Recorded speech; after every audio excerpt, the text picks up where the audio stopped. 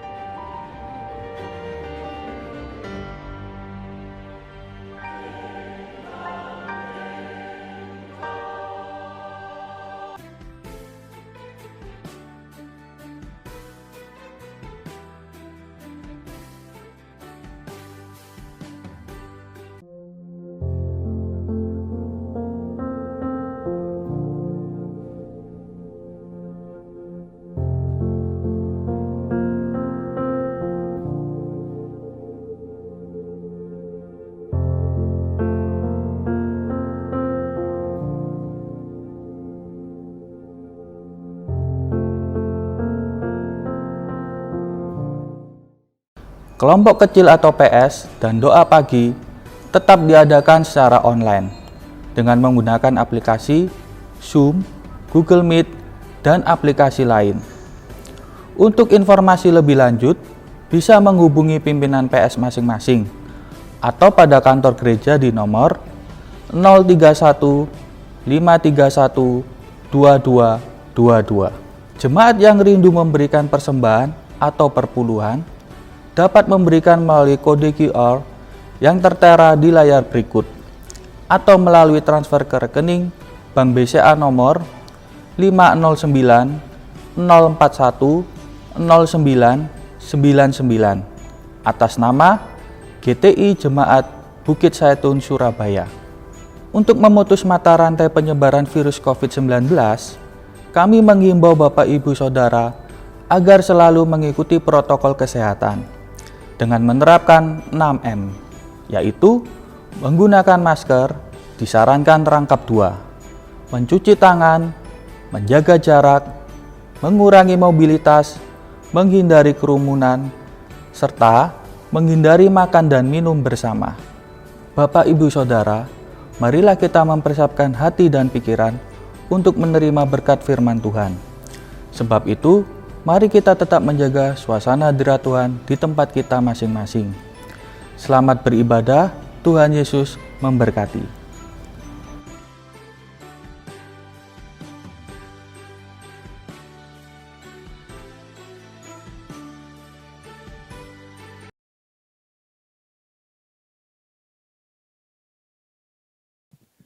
Puji Tuhan, selamat sore, selamat berbakti dalam nama Tuhan Yesus Kristus. Saudara-saudara, sore ini kita mau belajar lagi sedikit kebenaran firman Tuhan. tema firman Tuhan sore ini, setelapak hidup orang beriman. Kita akan baca, saudara-saudara, di dalam Mazmur 39 ayat yang ke-6. Mazmur 39 ayat yang ke-6. Sungguh, hanya berapa telapak saja kau tentukan umurku bagimu. Hidupku seperti sesuatu yang hampa. Ya, setiap manusia hanyalah kesia-siaan. Amin. Saudara-saudara, dalam Mazmur yang sudah kita baca tadi, kita melihat bahwa hidup manusia itu digambarkan setelapak tangan ini saja. Dalam arti umur manusia itu pendek, singkat. Terlebih di hari-hari ini, semakin terasa umur manusia itu sangat pendek.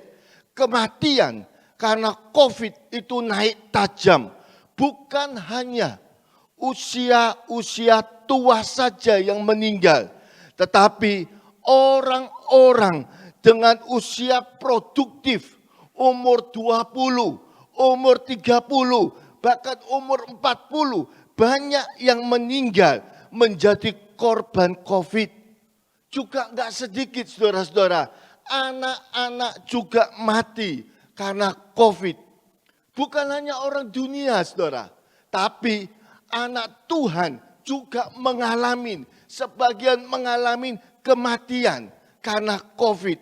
Menjadikan saudara-saudara hidup manusia terasa semakin pendek. Tetapi sebagai orang beriman, meskipun hidup kita di dunia ini pendek, ada satu rencana yang indah di dalam dunia ini yang cuma setelapak tangan menurut firman Tuhan. Kita akan membaca di dalam kitab Keluaran tentang rahasia keindahan hidup orang beriman yang setelapak tangan ini. Kita akan baca terlebih dahulu saudara-saudara, Keluaran 37 ayat 10 sampai 12.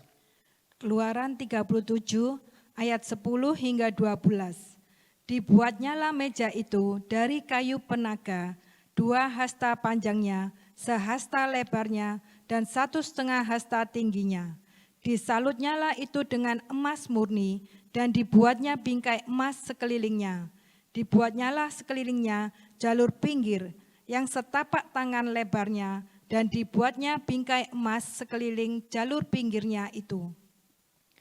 Dalam kitab Keluaran, saudara-saudara, banyak rahasia-rahasia yang indah, khususnya rahasia hidup rohani orang beriman yang dapat kita temukan di dalam kemah suci Musa yang terdapat dalam Keluaran pasal 25 sampai 40. Saudara-saudara dapat membaca dengan lebih jelas dalam buku kemah suci jilid 1 sampai jilid 3 karangan Bapak Gembala.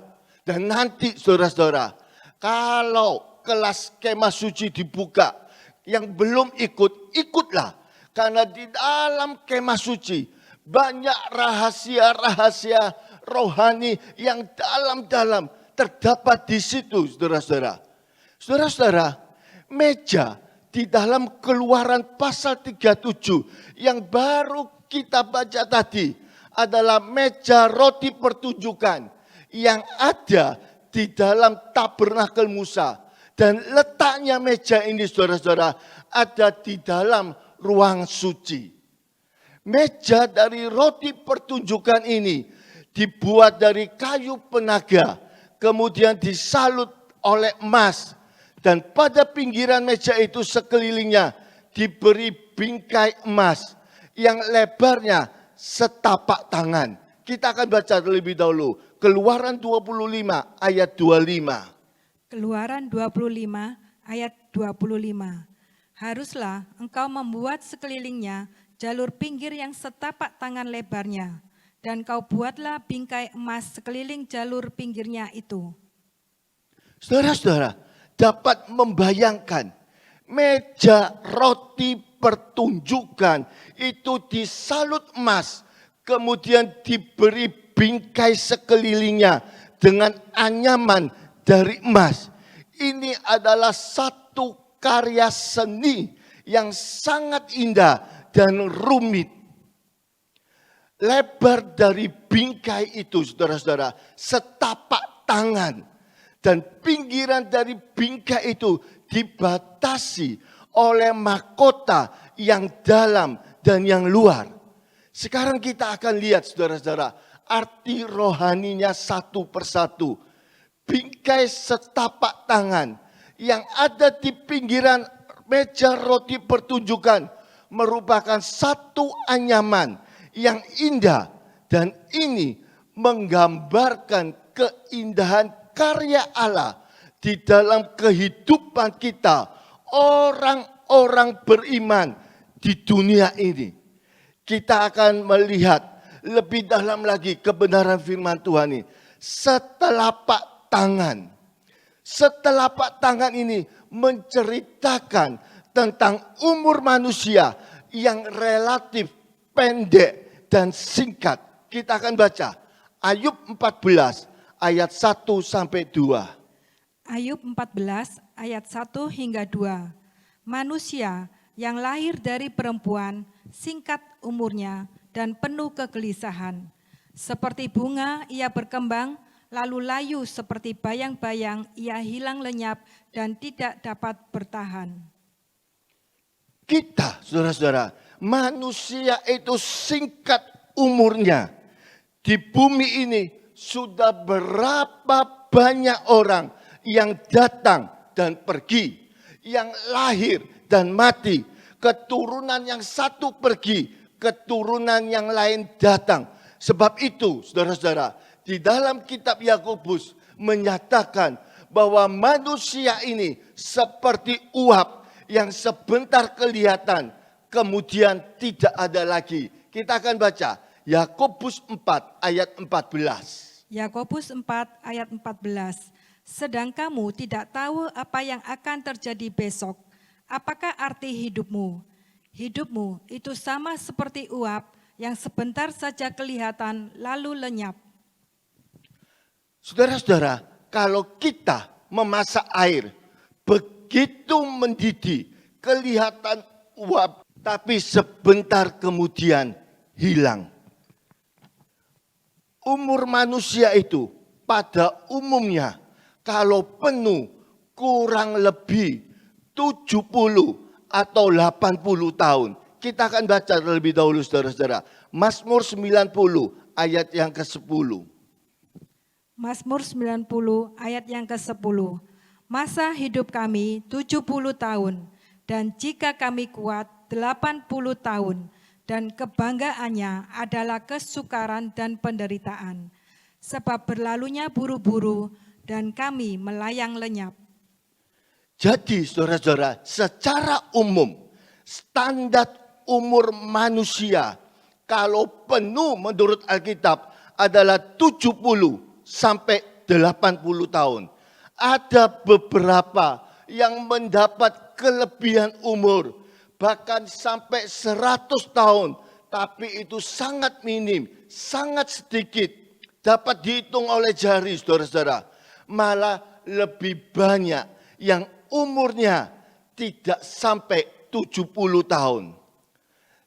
Tetapi saudara-saudara, bagi orang-orang beriman yang sungguh-sungguh mengasihi Tuhan, berapapun usia yang Tuhan beri, pasti ada keindahan di dalam hidupnya karena Tuhan menghiasi kehidupannya.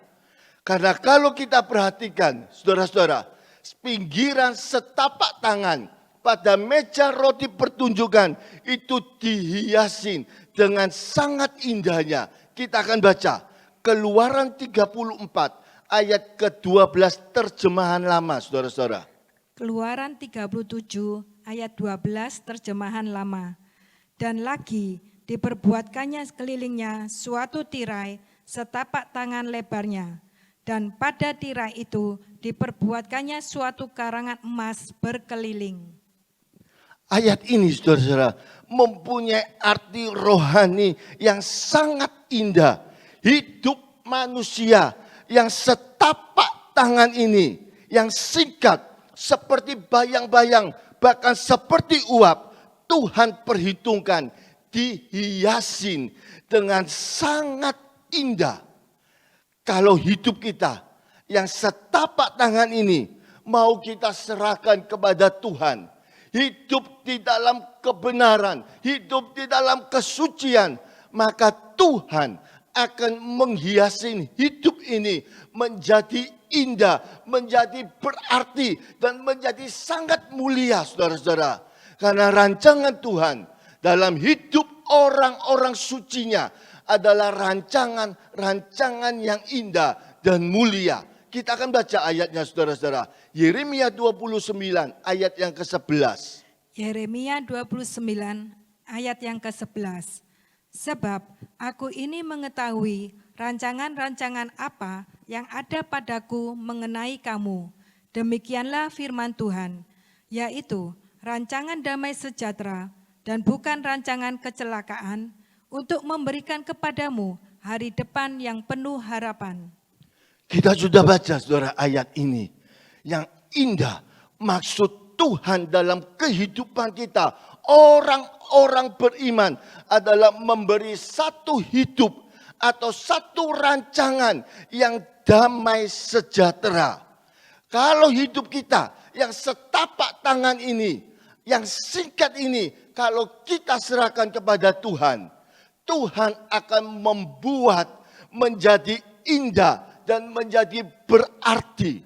Karena untuk setiap anak-anaknya, orang-orang yang percaya dalam nama Yesus dan mengalami kelahiran baru, Allah Bapa akan membuatkan dan memberikan suatu rancangan hidup yang indah dan sempurna.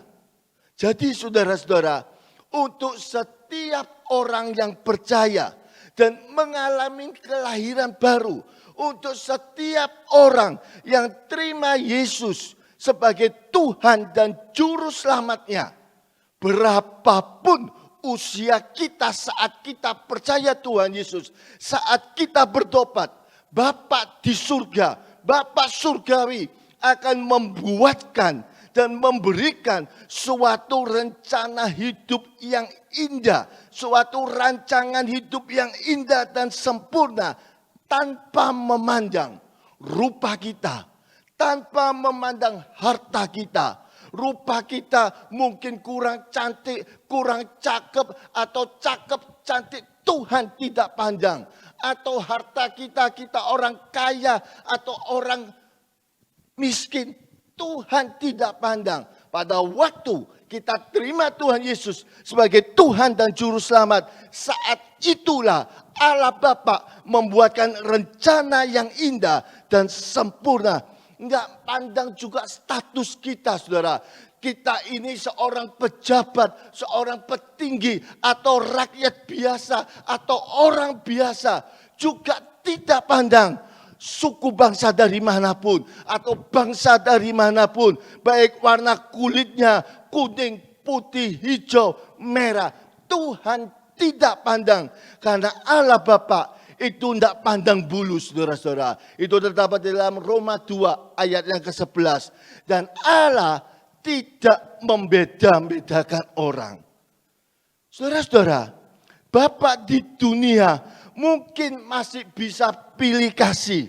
Sayang pada anak yang satu, tetapi tidak sayang pada anak yang lain. Contoh dalam Alkitab itu ada, saudara. Contohnya Ishak dan Ribka. Ishak itu sayang kepada Esau.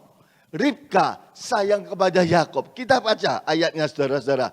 Kejadian 25 ayat yang ke-28. Kejadian 25 ayat yang ke-28. Ishak sayang kepada Esau sebab ia suka makan daging buruan. Tetapi Ribka kasih kepada Yakub. Bapak di dunia bisa membedakan anak-anaknya seperti Ishak, seperti Ribka. Tetapi saudara-saudara, Bapa surgawi tidak pernah membeda-bedakan anak-anaknya karena dia tidak memandang bulu. Dan untuk setiap anak-anaknya, Bapa surgawi merancangkan suatu rancangan yang baik, satu rancangan yang sempurna. Oleh sebab itu saudara-saudara, sebagai orang tua, ketika anak-anak kita lahir, kita mempunyai pengharapan dan rencana yang baik untuk setiap anak-anak kita.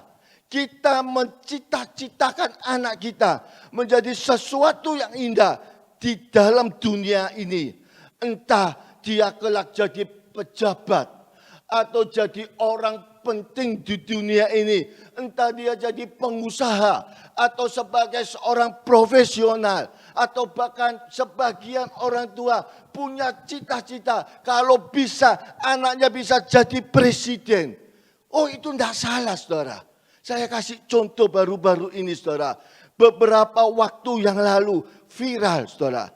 Anak seorang tukang becak dari Kendal, Jawa Tengah, diwisuda menjadi sarjana akuntansi di Universitas Negeri Semarang. Ketika anaknya lahir, si tukang becak ini, saudara, tidak mengharapkan anaknya kelak menjadi seperti dia. Tetapi dia berharap satu kali kelak akan menjadi lebih indah, lebih daripada si tukang becak ini. Dan tukang becak ini pasti mengusahakan untuk supaya anaknya bisa sekolah, bisa kuliah. Mungkin dengan susah payah si tukang becak ini, saudara, dia menyekolahkan anaknya, dia sampai anaknya bisa kuliah. Orang tuanya, si tukang becak pasti akan dengan bersusah payah. Dia tidak masalah. Yang penting, saudara, anaknya menjadi lebih indah. Demikian juga, saudara, Bapa di surga mempunyai rancangan yang indah bagi anaknya. Seperti Bapak ini. Kalau Bapak di dunia saja, saudara, dia punya cita-cita, dia punya harapan untuk memberi yang terbaik buat anaknya. Apalagi Bapak di surga, dia mau kita hidup di dalam rancangan-rancangannya. Allah Bapak membuat rancangan itu sempurna bagi kita.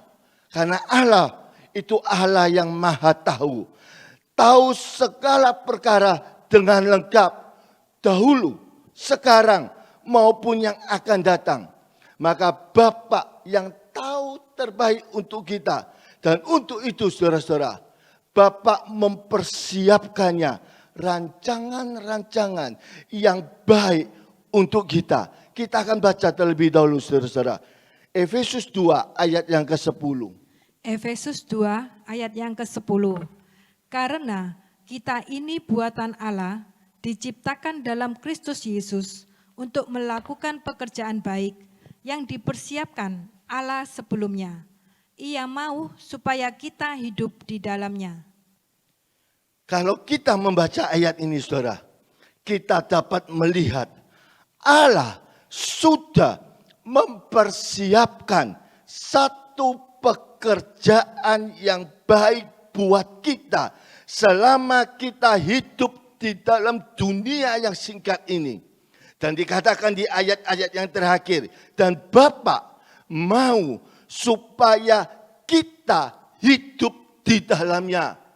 Bapa mau, Bapa punya kerinduan supaya kita hidup di dalam rencana yang sudah dibuatkannya. Satu rencana yang baik, saudara.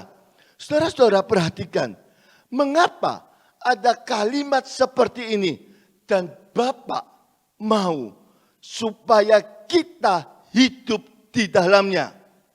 Sebab banyak anak-anak Tuhan tidak mengenali rancangan Tuhan dan akhirnya menolak rancangan Tuhan di dalam hidupnya. Dan akhirnya di dalam hidupnya yang pendek ini tidak jadi apa-apa. Bahkan tidak sedikit yang menjadi rusak dan kacau. Kita akan baca terlebih dahulu saudara-saudara.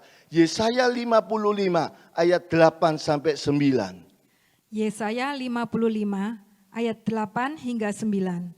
Sebab rancanganku bukanlah rancanganmu, dan jalanmu bukanlah jalanku. Demikianlah firman Tuhan. Seperti tingginya langit dari bumi, demikianlah tingginya jalanku dari jalanmu, dan rancanganku dari rancanganmu. Saudara-saudara, rancangan Tuhan itu memang terkadang tidak bisa dilihat dengan mata jasmani dan dimengerti dengan akal pikiran kita. Contohnya saudara, rancangan Tuhan terhadap Yusuf dan Daniel. Masa Tuhan merancangkan Yusuf harus dijual? Yusuf harus jadi budak? Tidak, saudara. Itu prosesnya, saudara. Masa Daniel dirancangkan jadi tawanan di negeri asing? Begitu pula seperti saat-saat ini, saudara. Dalam pandemi ini, banyak anak-anak Tuhan tidak bisa melihat rancangan Tuhan saat-saat ini di dalam hidupnya. Karena di dalam pandemi ini tidak kelihatan satu pun yang bagus dan akhirnya meninggalkan Tuhan. Seperti yang dilakukan oleh Elimelek. Kita akan baca Rut 1 ayat 1 sampai 3. Rut 1 ayat 1 hingga 3. Pada zaman para hakim memerintah, ada kelaparan di tanah Israel. Lalu pergilah seorang dari Betlehem Yehuda beserta istrinya dan kedua anaknya laki-laki ke daerah Moab untuk menetap di sana sebagai orang asing. Nama orang itu ialah Elimelek, nama istrinya Naomi, dan nama kedua anaknya Malon dan Kilion. Semuanya orang-orang Efrata dari Betlehem Yehuda. Dan setelah sampai ke daerah Moab, diamlah mereka di sana. Kemudian matilah Elimelek, suami Naomi, sehingga perempuan itu tertinggal dengan kedua anaknya. Pada zaman Elimelek hidup, terjadi kelaparan di tanah Israel. Sebagai anak-anak Tuhan, kita juga tidak luput dari bencana yang terjadi di dalam dunia ini. Seperti yang terjadi saat ini. Walaupun banyak anak-anak Tuhan di dalam negeri kita, Indonesia juga tidak luput terkena pandemi, saudara. Dan ketika terjadi kelaparan di tanah Israel, Elimelek dari Betlehem pergi ke Moab. Betlehem itu punya arti rumah roti, yang dalam arti rohaninya rumah Tuhan. Dan ia pergi ke Moab. Apa itu Moab, saudara-saudara? Moab itu adalah suatu bangsa yang berasal dari keturunan Lot dengan anak perempuannya. Dan Tuhan tidak berkenan atas bangsa Moab ini. Kita akan baca saudara-saudara. Kejadian 19 ayat 36 sampai 37. Kejadian 19 ayat 36 hingga 37. Lalu mengandunglah kedua anak Lot itu dari ayah mereka. Yang lebih tua melahirkan seorang anak laki-laki dan menamainya Moab. Dialah bapa orang Moab sekarang. Kita juga akan baca Ulangan 23 ayat yang ketiga. Ulangan 23 ayat yang ketiga. Seorang Amon atau seorang Moab janganlah masuk jemaat Tuhan. Bahkan keturunannya yang ke-10 pun tidak boleh masuk jemaat Tuhan sampai sekian lamanya. Saudara-saudara, Moab itu bangsa Tuhan tidak berkenan atas bangsa Moab. Elimelek pada waktu di Israel terjadi kelaparan, Elimelek malah pergi mencari kehidupan di Moab, saudara.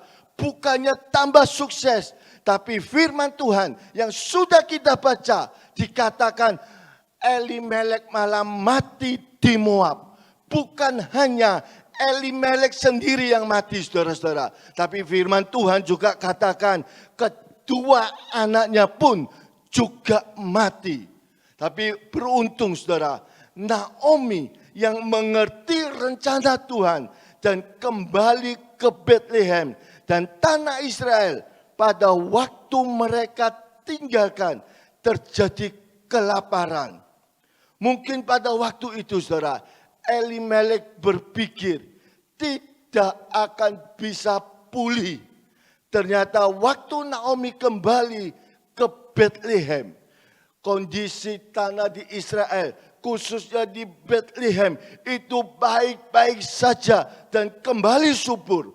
Karena waktu Naomi kembali ke Bethlehem, dituliskan dalam firman Tuhan, pada waktu itu lagi musim menuai jelai. Kita akan baca Rut 1 ayat 22, saudara.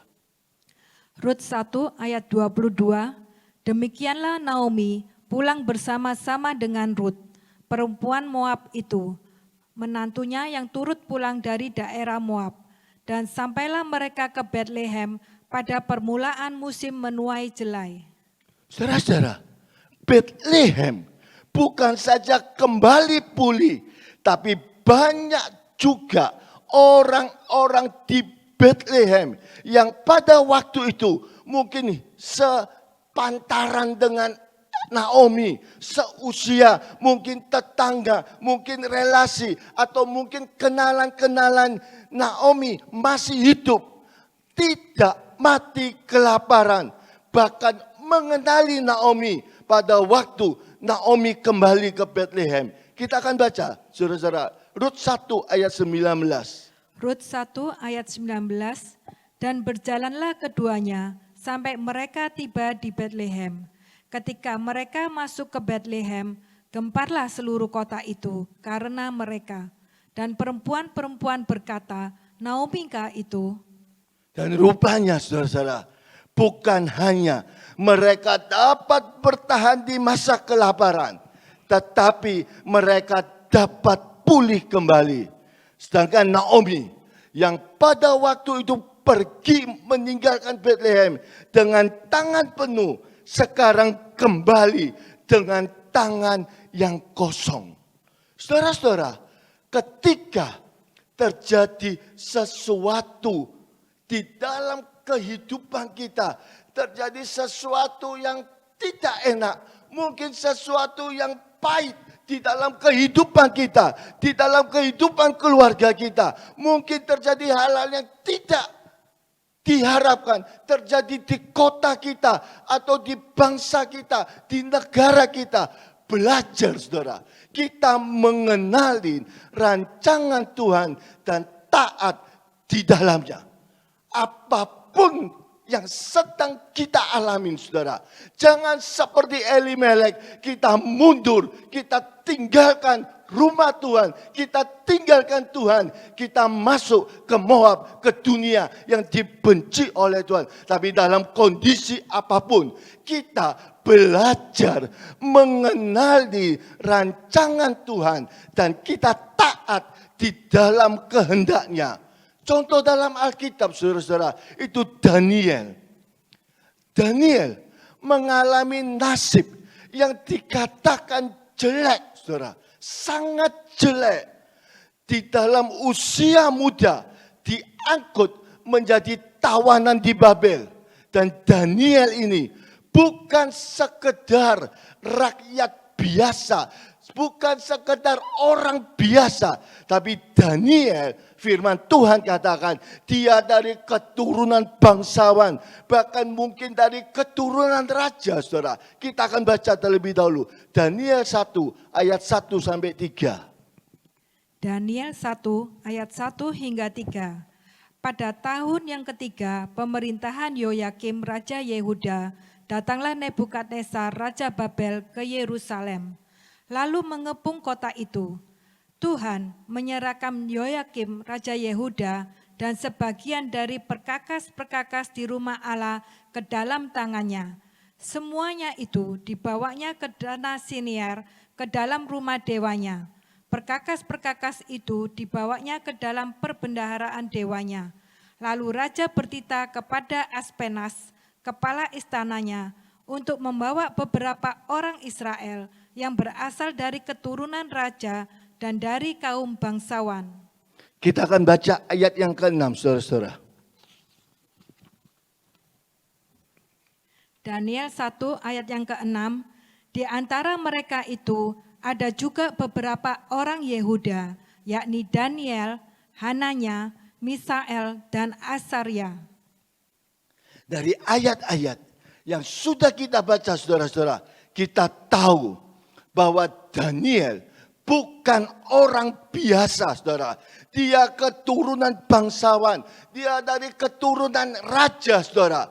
Kalau bahasa kita sekarang ini, saudara, bahasa sehari-hari kita saat ini, itu dia keturunan darah biru, saudara.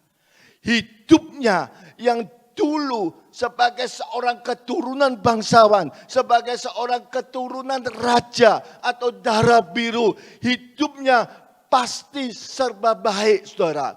Fasilitas yang diterima pasti baik, fasilitasnya pasti enak, terjamin ke depannya. Pendidikan yang diterima tetap terbaik, saudara. Karena dia dari keturunan bangsawan, dia dari keturunan raja. Tapi walaupun, saudara, Daniel mengalami nasib yang jelek, dipisahkan dari keluarga, bahkan mungkin keluarganya sudah dibunuh oleh prajurit Nebukadnezar, dibawa dengan paksa dari negerinya untuk dijadikan tawanan di negeri yang asing. Daniel tetap teguh hidup di dalam Tuhan dengan tidak memilih menajiskan dirinya dengan santapan raja ataupun anggur yang biasa diminum raja. Kita akan baca Daniel 1 ayat yang ke-8. Daniel 1 ayat yang ke-8. Daniel berketetapan untuk tidak menajiskan dirinya dengan santapan raja dan dengan anggur yang biasa diminum raja. Dimintanyalah kepada pemimpin pegawai istana itu supaya ia tak usah menajiskan dirinya. Saudara-saudara, Daniel dalam kondisi yang sangat tidak enak, yang sangat pahit, dari anak keturunan bangsawan, dari fasilitas yang serba baik, serba terpenuhi, serba terjamin. Tapi saat ini Daniel ditawan di negeri asing, saudara. Walaupun seperti kondisi yang tidak enak, Daniel tetap berketetapan untuk tidak menajiskan dirinya. Oh, luar biasa, saudara. Daniel walaupun sebagai seorang tawanan di negeri asing, dia tetap memutuskan untuk hidup memperkenankan Tuhan. Itulah sebabnya, saudara, Tuhan membuat hidup Daniel menjadi sangat indah dan sangat mulia, saudara. Oh, luar biasa, saudara. Daniel, Tuhan angkat begitu rupa. Daniel menjadi perdana menteri dari beberapa raja berturut-turut. Raja Nebukadnezar, Raja Belshazzar, dia tetap jadi perdana menterinya. Itu dari Babel. Dan Raja Darius dari Media, dia juga tetap sebagai perdana menteri. Oh, luar biasa, saudara. Oleh sebab itu, saudara-saudara, sore ini firman Tuhan mengingatkan buat saudara. Firman Tuhan mengingatkan juga buat saya. Dalam kondisi apapun, jangan tinggalkan Bethlehem. Jangan tinggalkan Tuhan. Dalam kondisi apapun, kita harus tahu rencana Tuhan, rancangan Tuhan. Kita harus mengenalinya. Kalau kita tetap hidup memperkenankan Tuhan, kita tetap hidup tidak menajiskan diri, Tuhan akan tolong, Tuhan akan angkat kita seperti Daniel. Dia menjadi Perdana Menteri, 3 raja berturut-turut, saudara. Oh, luar biasa. Ini satu perkara yang sangat sulit. Tapi bagi Tuhan, tidak sulit menolong saudara, menolong saya. Oh, luar biasa. Biasanya, saudara, seperti di pemerintahan kita bukan kerajaan, tapi pemerintahan kita presiden. Biasanya kalau presiden memerintah, dia ada menteri-menterinya. Kalau diganti, kalau yang ganti sepaham politiknya, itu kemungkinan beberapa menteri itu pasti dipertahankan. Tapi kalau yang mengganti lawan politiknya, saudara, tapi beberapa pembantu-pembantunya pasti diganti semua. Tapi apa yang terjadi dengan Daniel? Ini yang sangat luar biasa. Darius dari Raja Media menyerang Babel. Babel dikalahkan. Daniel tetap menjadi Perdana Menteri. Oh, luar biasa. Oleh sebab itu sekali lagi saudara-saudara, firman Tuhan mengingatkan, jangan pernah gentar, saudara. Apapun yang kita hadapi, tetap pilih untuk tidak menajiskan diri di hadapan Tuhan, saudara. Bukan itu saja, saudara. Perkara-perkara rohani juga diterima oleh Daniel. Daniel bisa terima vision akhir zaman.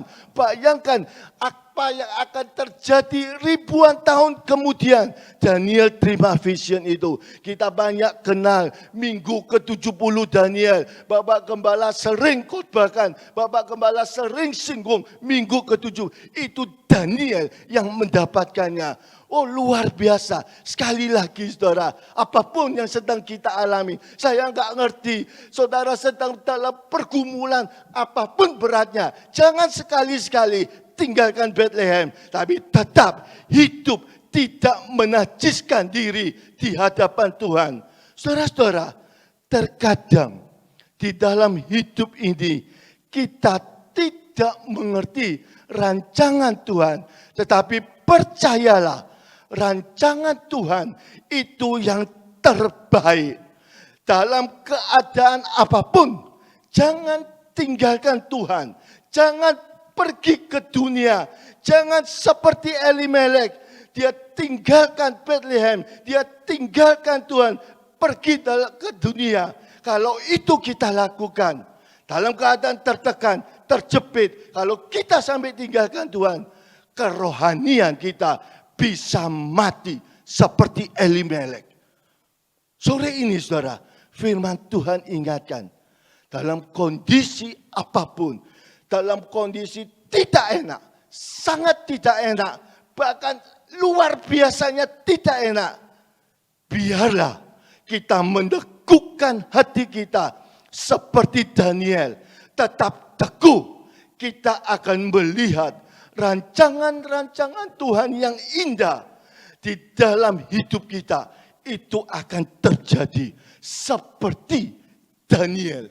Rancangan Tuhan terjadi di dalam hidup Daniel. Walaupun dia seorang tawanan di negeri asing. Tapi rancangan Tuhan terjadi di dalam kehidupannya.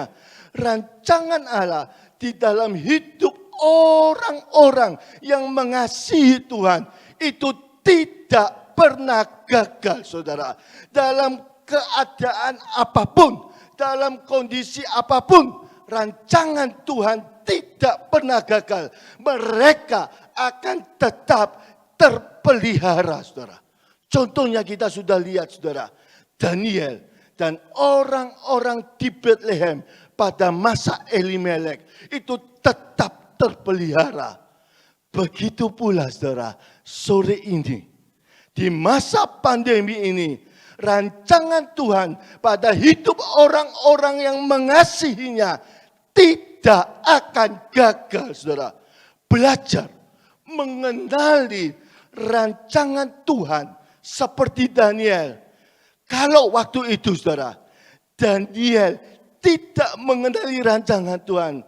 Berpikir malu menjadi seorang tawanan, dari seorang anak bangsawan, dari keturunan raja, kemudian sekarang jadi tawanan. Dia malu, kemudian dia berbuat hal-hal di luar kehendak Tuhan. Dia merusakkan dirinya, dia mabuk-mabukan. Kita tidak akan lihat cerita Daniel yang luar biasa, yang dibentuk, diangkat Tuhan begitu dahsyat. Bukan hanya jasmani saudara, tapi rohani juga perkara-perkara yang indah dialamin oleh Daniel. Oleh sebab itu sekali lagi saudara, jangan tinggalkan Tuhan. Daniel tidak akan mengalami hal-hal yang indah menjadi bintang di negeri asing.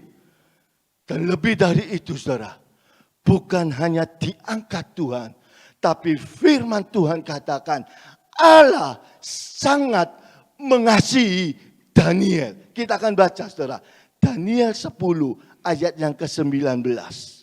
Daniel 10 ayat yang ke-19. Dan berkata, hai engkau yang dikasihi, janganlah takut, sejahteralah engkau, jadilah kuat, ya jadilah kuat. Sementara ia berbicara dengan aku merasa kuat lagi dan berkata, berbicaralah kiranya Tuanku, sebab engkau telah memberikan aku kekuatan. Saudara-saudara, luar biasa. Daniel dikasihi oleh Tuhan. Secara jasmani dia menjadi bintang. Dia menjadi bintang di negeri asing. Dia memerintah dengan anugerah Tuhan, dengan pertolongan Tuhan. Secara rohani dia terima vision beberapa tahun yang akan datang. Akhir zaman Daniel terima semuanya. Lebih dari itu Tuhan mengasihi Daniel.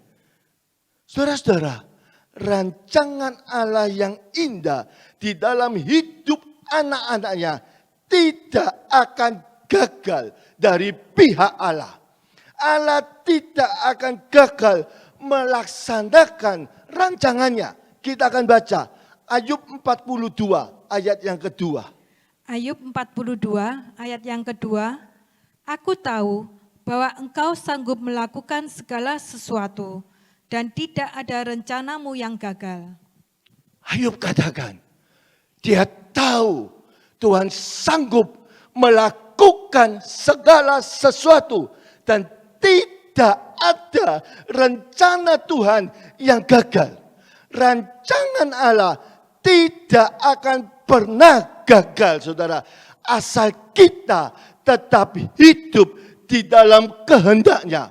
Asal kita tetap hidup dalam kesucian. Asal kita tetap teguh, tidak menajiskan diri dengan perkara-perkara dunia. Asal kita tetap taat akan firman-Nya. Rancangan Tuhan tidak akan pernah gagal. Rancangan Tuhan pasti terjadi di dalam kehidupan orang-orang yang mengasihi Tuhan. Orang-orang yang menjaga hidupnya di dalam kesucian. Contoh dalam Alkitab saudara, Yusuf. Rancangan Allah atas Yusuf tidak pernah gagal. Walaupun saudara-saudaranya Yusuf bermufakat hendak membunuh Yusuf untuk menggagalkan rencana Tuhan di dalam hidupnya. Rencana Allah tetap jalan dalam hidup Yusuf.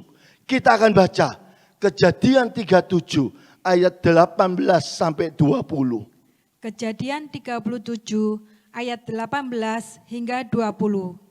Dari jauh ia telah kelihatan kepada mereka, tetapi sebelum ia dekat pada mereka, mereka telah bermufakat mencari daya upaya untuk membunuhnya.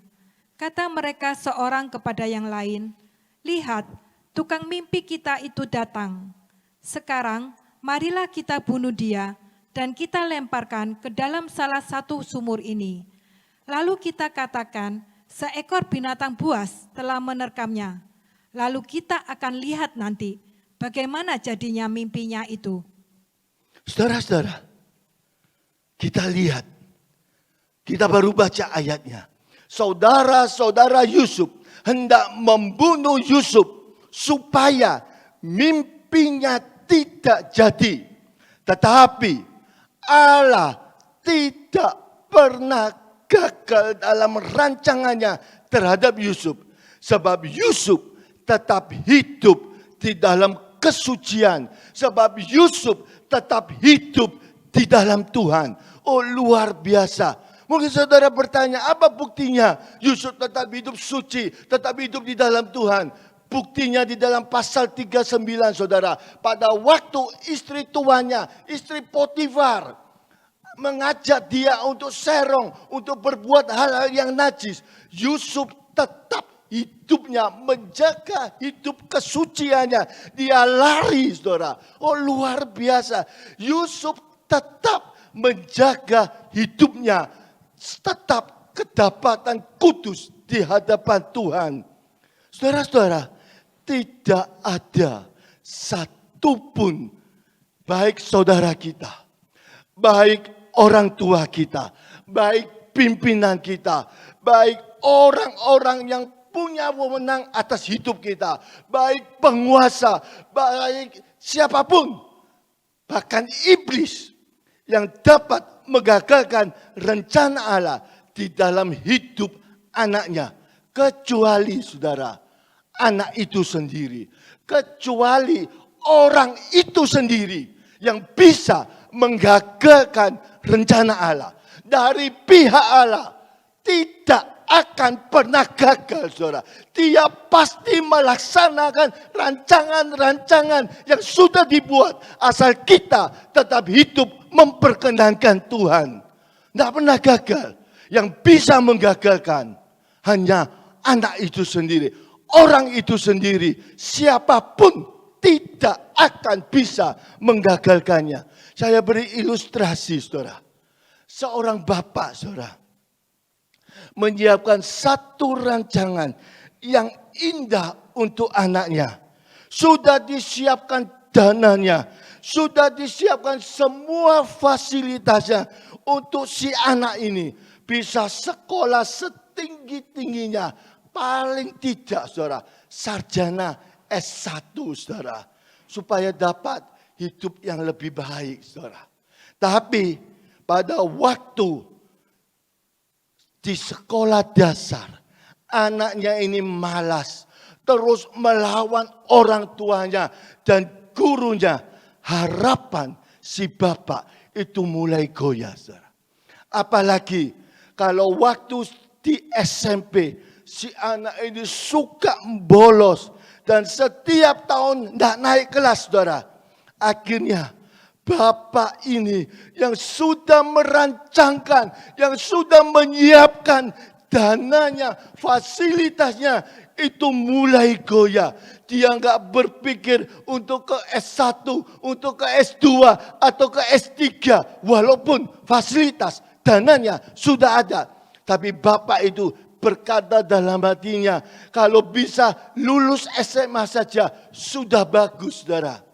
Tetapi si anak yang jahat ini tidak mau meneruskan pelajarannya. Sehingga si bapak ini menjadi susah. Harapan bapaknya sekarang bukan lulus SMA. Bisa lulus SMP saja.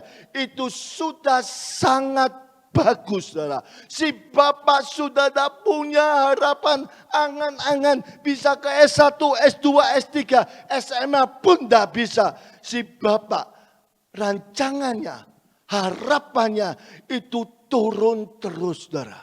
Padahal semua biaya sudah disiapkan. Semua fasilitas sudah disiapkan. Karena si anak ini jahat dan tidak mengerti maksud baik dari bapaknya. Merosot terus rencananya, saudara. Demikian juga, saudara, rancangan Bapak surgawi bagi kita tidak pernah gagal. Kecuali kita yang sabotase sendiri. Kecuali kita yang menyabotase sendiri. Seperti ilustrasi tadi, Bapak. Bapaknya, angan-angannya, cita-citanya tinggi ini saudara, kerinduannya, keinginannya, anaknya bisa mencapai semua yang sudah dirancangkan, semua yang sudah disiapkan. Tapi karena anaknya tidak mau menurut, bahkan melawan terus, merosot terus saudara. Dari S1, S2, S3, jadi cuma SMP. Oh, itulah sebabnya saudara. Firman Tuhan sore ini mengingatkan kembali buat saudara dan saya. Jangan sampai rancangan Tuhan yang sudah dibuat, Alkitab tadi katakan Efesus 2 ayat 10, sudah disiapkan dengan sangat baik, gagal terjadi di dalam kehidupan saudara, terjadi di dalam kehidupan saya. Sore ini firman Tuhan ingatkan kembali. Contoh dalam Alkitab itu ada saudara, Saul saudara. Rancangan Tuhan pada Saul itu sangat indah. Tuhan hendak mengokohkan kerajaan Saul atas orang Israel selama-lamanya. Artinya Saul dan keturunannya dia akan memerintah terus atas Israel. Bukan berpuluh-puluh tahun atau bukan beberapa generasi. Tapi firman Tuhan katakan, Tuhan sudah rancangkan yang terbaik terus menerus. Tetapi karena Saul yang bodoh, karena Saul yang tidak mengikuti perintah Tuhan, rancangan Tuhan atas Saul itu batal, saudara. Bukan Tuhan yang membatalkan, tetapi Saul orangnya sendiri yang sabotase rencana Tuhan. Kita akan baca terlebih dahulu saudara. 1 Samuel 13 ayat ke-13. 1 Samuel 13 ayat 13. Kata Samuel kepada Saul, perbuatanmu itu bodoh. Engkau tidak mengikuti perintah Tuhan Allahmu yang diperintahkannya kepadamu. Sebab sedianya Tuhan mengokohkan kerajaanmu atas orang Israel untuk selama-lamanya. Tetapi sekarang kerajaanmu tidak akan tetap. Tuhan telah memilih seorang yang berkenan di hatinya. Dan Tuhan telah menunjuk dia menjadi raja atas umatnya. Karena engkau tidak mengikuti apa yang diperintahkan Tuhan kepadamu. Rancangan Tuhan atas Saul bukan hanya tidak terjadi karena perbuatan Saul sendiri, tetapi saudara, akhir hidup Saul sangat mengenaskan. Dia mati bunuh diri. Saudara-saudara, jangan sampai karena problem, karena pergumulan hidup, karena persoalan menghimpit kita, kita lakukan seperti Saul. Orang bunuh diri itu orang seperti orang yang terjun bebas ke neraka. Karena orang bunuh diri itu minimal dosanya rangkap 5. Dia itu seorang pembunuh walaupun yang dibunuh dirinya sendiri. Dan Wahyu katakan seorang pembunuh tidak boleh masuk kerajaan surga. Saudara-saudara, oleh sebab itu saudara, biarlah hidup kita yang pendek dan singkat ini di dalam dunia kita serahkan di dalam Tuhan. Masuk dalam rencananya dan mau hidup di dalamnya. Hidup ini cuma setelapak tangan saudara. Firman Tuhan yang katakan maksimal 70-80. Walaupun pendek, sebagian banyak di bawah 70. Bahkan ada 40, ada 20, ada 30. Walaupun pendek, kalau hidup setelapak tangan ini kita serahkan kepada Tuhan. Tuhan pasti hiasin hidup kita menjadi indah, hidup kita menjadi mulia. Sekarang kita akan masuk bagian yang lebih dalam lagi saudara. Bagaimana kita bisa tahu rencana Allah di dalam hidup kita. Ini yang sering jadi pertanyaan anak-anak Tuhan. Bagaimana Pak kita bisa hidup Kita tahu ini rencana Tuhan atau bukan. Ini rancangan Tuhan atau bukan. Bagaimana Pak? Bagaimana Om? Dan sebagian juga mungkin bertanya kepada Bapak Gembala. Bagaimana Om? Saya bisa tahu ini rencana Tuhan. Ini rancangan Tuhan. Ini bukan rancangan. Sebagian banyak yang bertanya-tanya. Saudara-saudara, sore ini firman Tuhan ingatkan. Beberapa orang Allah memberitahu. Contohnya saudara, Yusuf diberitahu lewat mimpi. Contoh yang kedua, Daud lewat Nabi Samuel. Tetapi saudara, walaupun Yusuf dan Daud diberitahu rencana Allah di dalam hidupnya, rancangan Allah di dalam hidupnya, hal itu tidak terjadi secara otomatis. Tidak terjadi secara instan, saudara. Tapi untuk mencapai rancangan Tuhan, untuk mencapai rencana Tuhan di dalam hidupnya, diperlukan ketekunan, saudara. Yusuf itu harus menunggu 22 tahun. Baru rancangan Tuhan, rencana Tuhan di dalam kehidupannya kelihatan jelas, saudara. Sebelumnya dia tidak tahu, saudara. Memang saudara, 13 tahun dia sudah menjadi penguasa di kerajaan Mesir. Dia orang nomor 2 di bawah Firaun. Tetapi rancangan Tuhan, rencana Tuhan belum terjadi, saudara. 13 tahun Yusuf tetap menunggu. Dia tetap tekun menunggu. 9 tahun kemudian mimpi yang diterima pada saat usia 17 tahun itu terjadi di dalam kehidupannya. Oleh sebab itu saudara-saudara, bagaimana tahu rencana Tuhan? Bagaimana tahu rancangan Tuhan? Tuhan ada yang beritahu, tapi ada yang tidak diberitahu. Nanti kita akan lihat. Yang diberitahu Yusuf, tapi tidak instan. Perlu waktu, perlu ketekunan, perlu tetap hidup suci, perlu tetap hidup di jalannya Tuhan, tetap lekat dengan Tuhan. Contoh yang kedua saudara, Daud. Pada waktu usia 17 tahun, kemungkinan kurang lebih. Alkitab katakan mukanya masih kemerah-merahan, pipinya kemerah-merahan. Diurapin oleh Samuel menjadi raja. Daud tidak otomatis masuk kerajaan, saudara. Menjadi raja. Tapi dia dikejar-kejar seperti buron, saudara. Tetapi firman Tuhan yang luar biasa. Karena Daud tetap hidup memperkenalkan Tuhan. Rancangan Tuhan, rencana Tuhan terjadi dalam kehidupannya. Saudara-saudara, ketika Yusuf dan Daud mengalaminya, mereka terheran-heran dengan rencana Allah yang begitu indah di dalam hidup mereka. Daud sampai katakan, siapakah aku ini Tuhan? Siapakah keluargaku? Tuhan angkat demikian tinggi. Kita akan baca dulu saudara. 1 Tawarik 17 ayat 16. 1 Tawarik 17 ayat yang ke-16. Lalu masuklah Raja Daud ke dalam, kemudian duduklah ia di hadapan Tuhan sambil berkata, siapakah aku ini ya Tuhan Allah? Dan siapakah keluargaku? Sehingga engkau membawa aku sampai sedemikian ini. Kita juga akan baca yang Yusuf, Kejadian 50 ayat 20. Kejadian 50 ayat yang ke-20.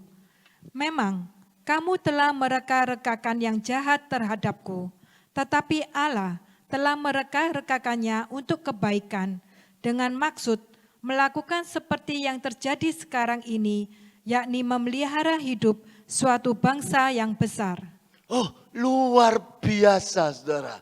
Luar biasa rancangan Tuhan, rencana Tuhan terjadi di dalam kehidupan Yusuf, di dalam kehidupan Daud, saudara.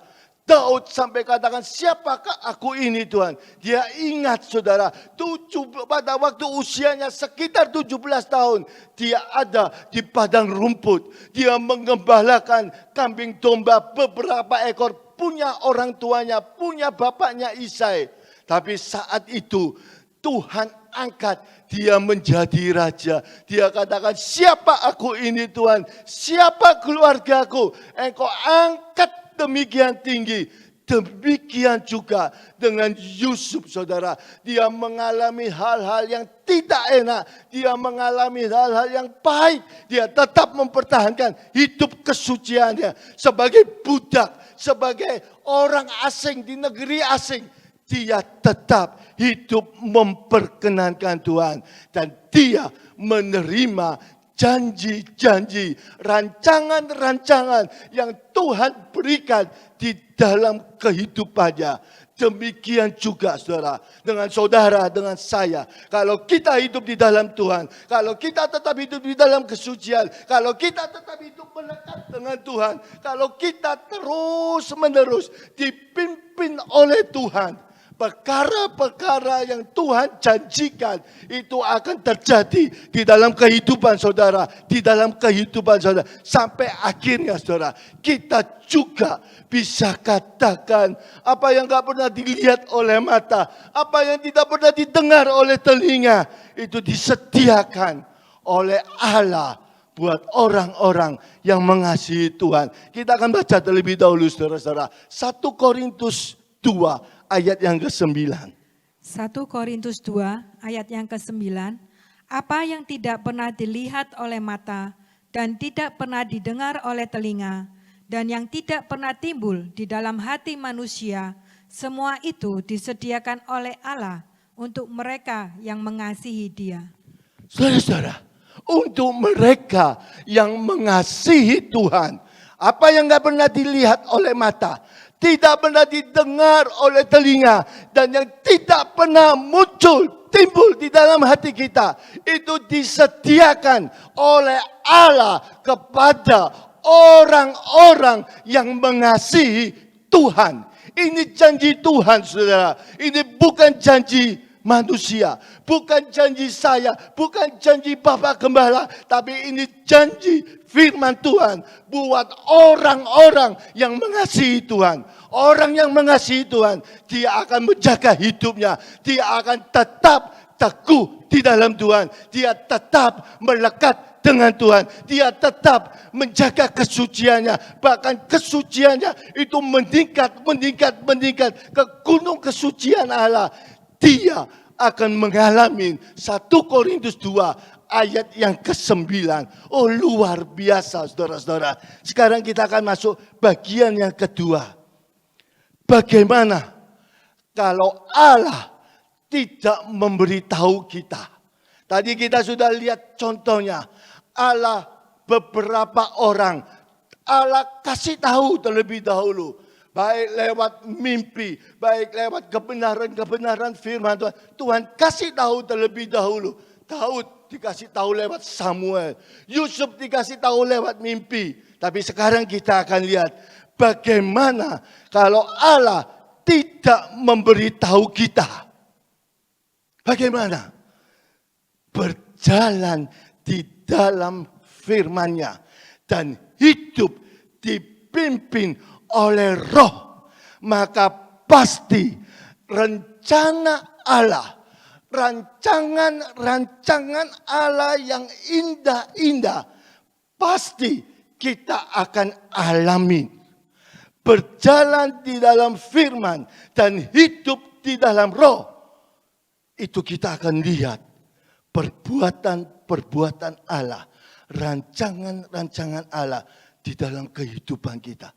Saudara-saudara, berjalan dalam Roh, berjalan di dalam firman dan hidup dipimpin Roh, itu dapat diilustrasikan seperti rel kereta yang berada, seperti kereta api yang berjalan di atas relnya. Saudara-saudara, kalau lihat rel kereta api itu kanan kiri saudara. Itu seperti firman Tuhan dan Roh Kudus yang memimpin. Dan kalau kita berjalan di atas rel, kita akan menemukan stasiun-stasiun yang indah yang sudah disiapkan oleh Tuhan. Hidup ini menjadi indah, hidup ini menjadi berarti, saudara. Hidup ini akan bergairah terus. Karena setiap masuk stasiun, kita menerima hal-hal yang luar biasa yang Tuhan sudah sediakan. Kuncinya berjalan dalam roh.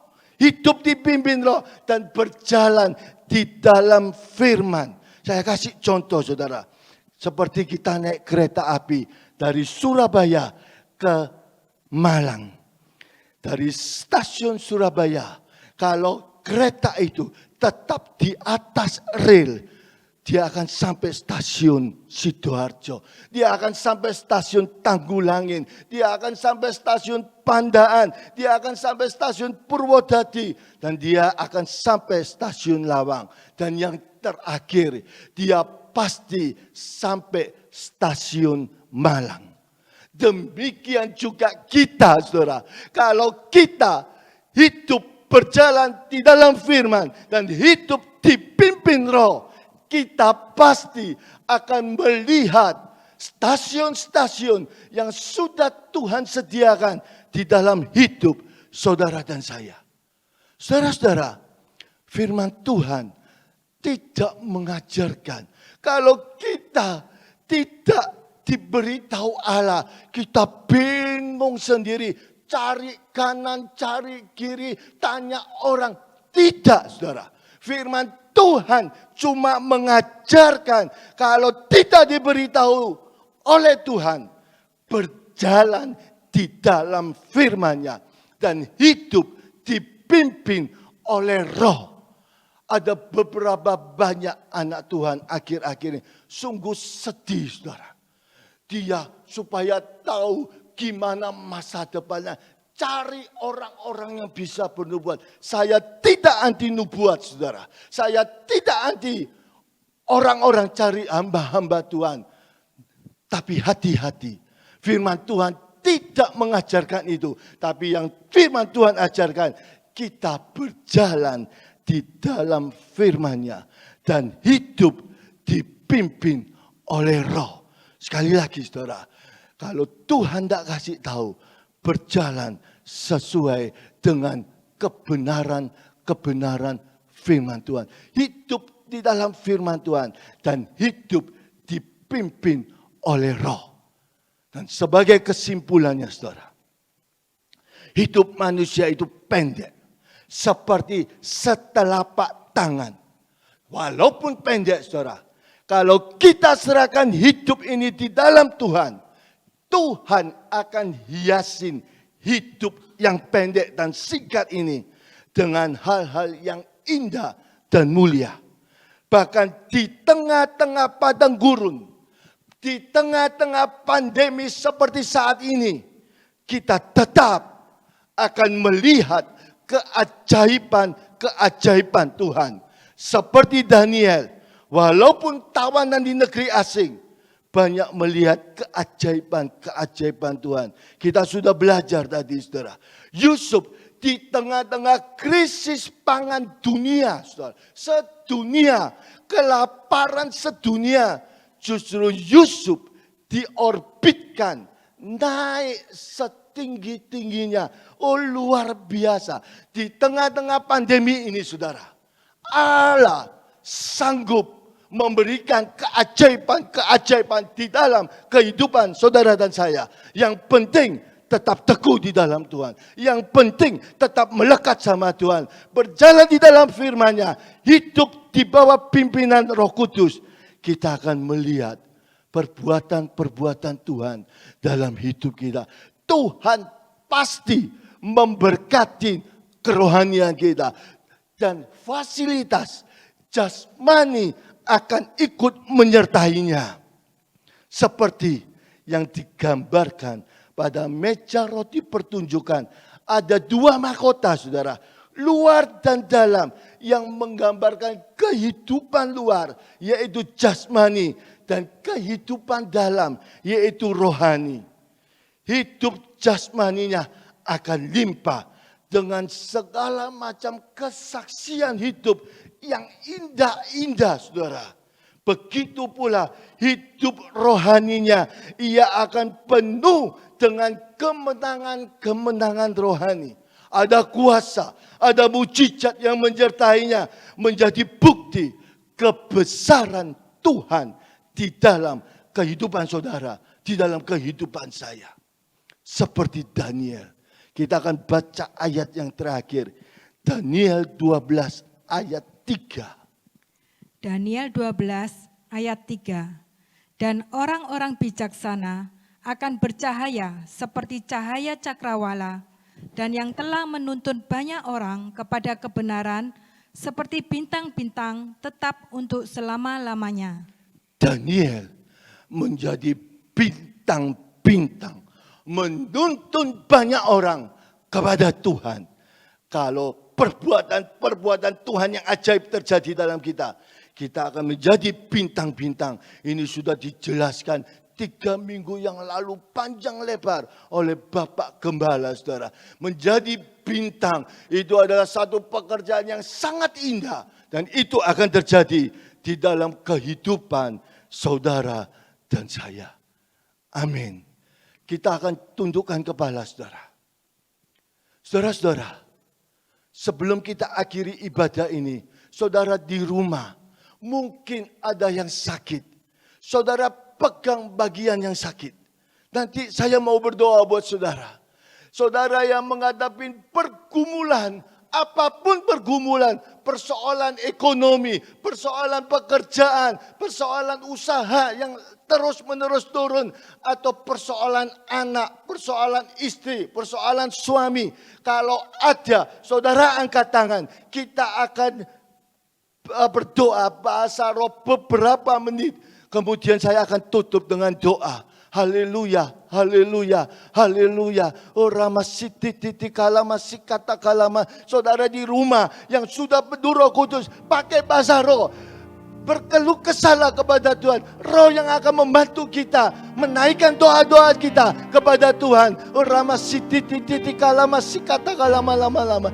Iki alama titi titi kalama takanda lama-lama. Ia lama sikata kalama lama-lama. Haleluya, haleluya, haleluya. Engkau lihat tangan-tangan yang terangkat Tuhan. Engkau lihat tangan-tangan yang diletakkan pada badan yang sakit Tuhan. Tuhan, engkau lihat, oh ramasiti titi kalama lama. Ikalama lama. Oh ramasiti titi kalama lama. Terima kasih Tuhan. Terima kasih Tuhan. Hamba-Mu berdoa Tuhan, buat tangan-tangan yang diletakkan pada tubuh yang sakit. Di dalam nama Yesus, Tuhan jamah, Tuhan sembuhkan. Bilur-bilur Yesus sudah menyembuhkannya. Di dalam nama Yesus, untuk tangan-tangan yang terangkat. Apapun pergumulannya Tuhan, apapun yang menjadi persoalannya, hamba berdoa di dalam nama Yesus. Tuhan buka jalan, Tuhan tolong. Terima kasih Bapa yang di surga. Terima kasih buat sore ini Tuhan. Kami masih boleh mendengar lagi kebenaran firman-Mu. Terima kasih untuk setiap kebenaran-kebenaran firman-Mu. Hidup walaupun setelapak Tuhan, setelapak tangan. Tapi kalau diserahkan kepada Tuhan, Tuhan akan hiasin dengan sangat indah, dengan sangat mulia dan berarti. Terima kasih Bapa yang di surga buat sore ini. Engkau memberkati setiap anak-anak-Mu yang mendengarkan kebenaran firman-Mu. Beri anugerah Tuhan untuk mengerti dan melanjati pelaku-pelaku kebenaran firman-Mu. Hamba-Mu juga berdoa buat Bapak Gembala dan keluarga. Tuhan berkati, Tuhan beri kekuatan, Tuhan beri hikmat, Tuhan beri pengurapan, Tuhan tambah-tambahin dengan pembukaan kebenaran firman-Mu. Berkati keluarganya, anak, mantu, cucunya, Tuhan sertai. Untuk hamba-hamba-Mu yang full time juga, Tuhan Yesus memberkati keluarga mereka masing-masing. Tuhan menyertainya. Terima kasih Bapa yang di surga untuk rencana Natal. Tuhan tolong biar di acara Natal ini Nama Tuhan dimuliakan, nama Tuhan ditinggikan. Banyak jiwa-jiwa datang kepadamu Tuhan.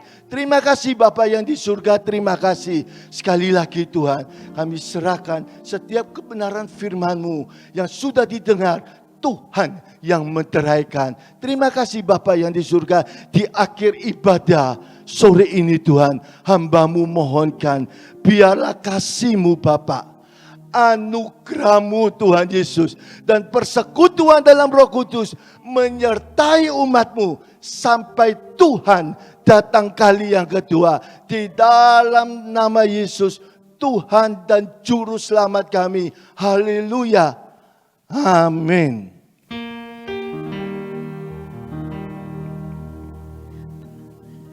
Bapa, terima kasih. Bapa, terima kasih. Bapa di dalam surga, ku berterima kasih. Amin. Tuhan Yesus memberkati.